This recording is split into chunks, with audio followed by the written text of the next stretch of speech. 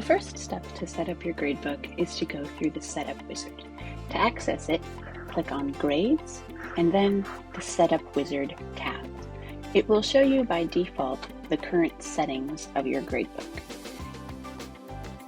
Click Start, and then you'll be taken through 7 steps to confirm your choices.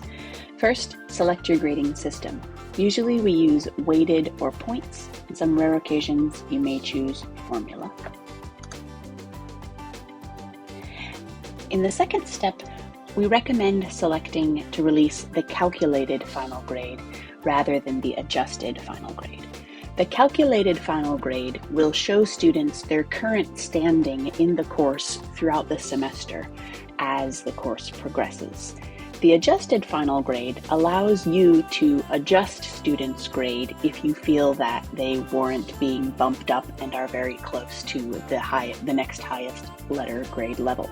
However, if you select that at the beginning of the course, students will not be able to see their current standing in the course as it progresses until you do that manual adjustment. So, if you desire to do an adjusted final grade, it's best to select calculated final grade at the beginning of the course, and then at the end, change it to adjusted final grade so that you can make that adjustment. We also recommend selecting automatically release final grade so that students can see that throughout the term as the course progresses. It's usually best to select to drop ungraded items rather than to treat them as 0. Treating them as 0 will make it look like students are failing the course for much of the semester simply in virtue of not having yet attempted the items that are in the gradebook. Also, I would recommend here selecting to automatically keep final grade updated. By default, your only option for the grade scheme is percentage. You can set up others under schemes, which is in the 3rd tab here, but unless you have reason to do that, for example, setting up a threshold for scoring or a pass-fail type system, percentage will be your only option here. So then you can just click continue. By default, the number of decimals displayed in the gradebook is 2. I've changed that to 0, but you can set it as whatever you would like. In step 6, you set up what students can see in the gradebook. I would recommend selecting all of the options under grade details so they can see their points, the symbol, as well as the color. You can then here set how many decimal points you want them to see. I would recommend making that consistent with what you selected in step 5.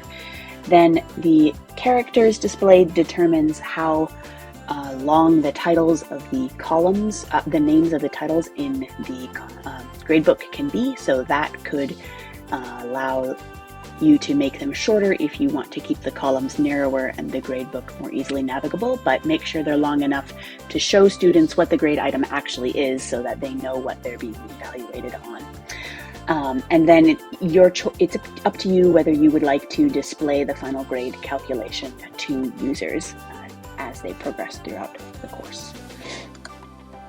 In step 7, you're asked to confirm all of your selections and then select Finish. You may now enter into the gradebook and do the setup of categories and items. But before you do that, I recommend selecting Settings over here in the corner, where you can have quick access to the settings that you have just done in the Setup Wizard. The main thing that you'll need to adjust is the personal display options here in the 1st tab, where you should select all of the options under grade details that you selected for students to view. What you selected for students will be set here in the org unit display options.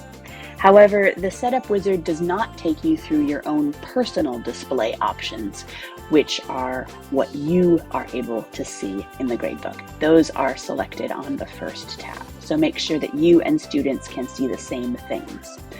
Then on the 3rd tab, you have access to the calculation options where you can quickly change some of these settings rather than having to go back through the Setup Wizard. When you're happy with your selections, click Save, and then you can click Close to return to the gradebook.